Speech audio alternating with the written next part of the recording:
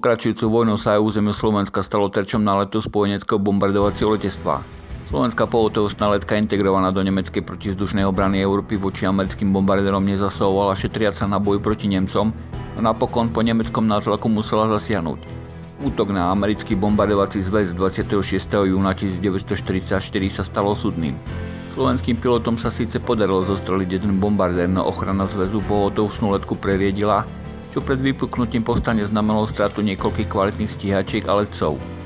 Výrazným oslabením povstaleckých síl v čase vypuknutia povstania sa stal odlet lietadiel leteckej skupiny podriadenej pod tzv. Východoslovenskú armádu k Sovietom.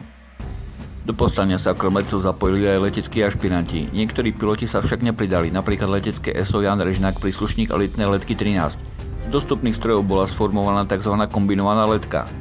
Kombinovanú letku tvorilo niekoľko zväčša zastaralých lietadiel. Predovšetkým to boli 4 dvojplošníky Avia B534, z toho jedna v kanonovej verzii.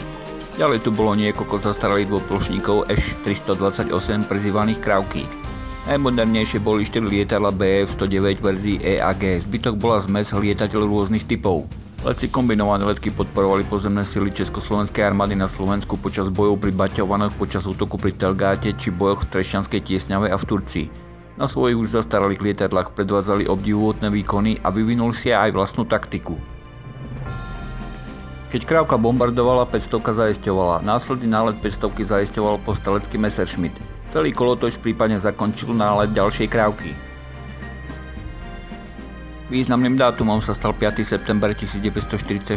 Stíhač Ciprich na svojej Avii B534 zostrelil maďarský dopravný Junkers Ju-52 zatúlaný nad povstalecké územie. Šlo pravdepodobne posledný potvrdený zostrel dosiahnutý dvojplošníkom. Povstalecké letisko Triduby sa niekoľkokrát stalo cieľom náletov. Pri prvom z 31. augusta bol zničený letov Š-328 číslo S-76. Ťažký nálet letisko zažilo 10. septembra. Nálet prekazil chystanú povstaleckú výsadkovú operáciu, ktorej cieľom mala byť krádež niekoľkých strmhlavých bombardérov Štuka. Zúčastnícov mali aj padákoví strelci. Cennou pomocou pre povstanie sa stal prílet 22 lietadiel Labočkin La-5FN prvého československého stíhacieho pluku. Pluk, ktorému velil štávny kapitán František Fajtel, vznikol na jar 1944 na báze pôvodnej 128. československej samostatnej stíhacej perute a vytvorili ho piloti prevalení z Británie. Hlavná časť pluku, to je dve perute, preletela 17. septembra 1944 cez Krosno na povstalecké územie. Perute napokon operovali z letisk Triduby a Zolná. Fajtlovi muži okamžite zasiahli do bojov. Na Hornej Nitre sa pustili do SS-ákov zo Šilu, bombardovali letisko v Piešťanoch, podporovali povstalecké jednotky počas bojov na Pohroní. Rozohnali strmhlavé Štuky, ktoré sa práve chystali bombardovať panciarový vlak Štefánik. Nevýhodou stíhačky La-5FN bolo to, že ako stíhačka drevenej konštrukcie bola operatívne nasadená proti pozemným cieľom, na čo nebola projektovaná.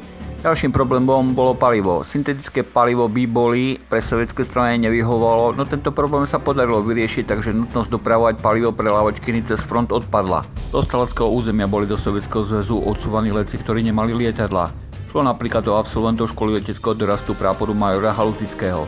Následne boli preškoľovaní na sovietské stíhačky a zaradení do formovanej československej stíhacej leteckej divízie.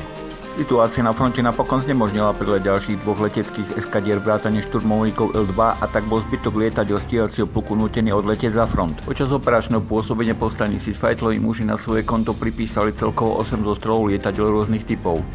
Ďalších 6 zostrelov pridala kombinovaná letka. Obe jednotky spôsobili protivníkovi ďalšie škody, keď mu na zemi zničili ďalšie lietadlá, desiatky automobilov, niekoľko delostreleckých minometných batérií. Už kombinovaná letka a najmä Fajtlovi stíhači boli výraznou oporou povstaleckým silám počas bojových operácií. Ich činnosť komplikovala život okupantom, ktorí sa tak museli obávať nebezpečenstva hroziaceho zo vzduchu.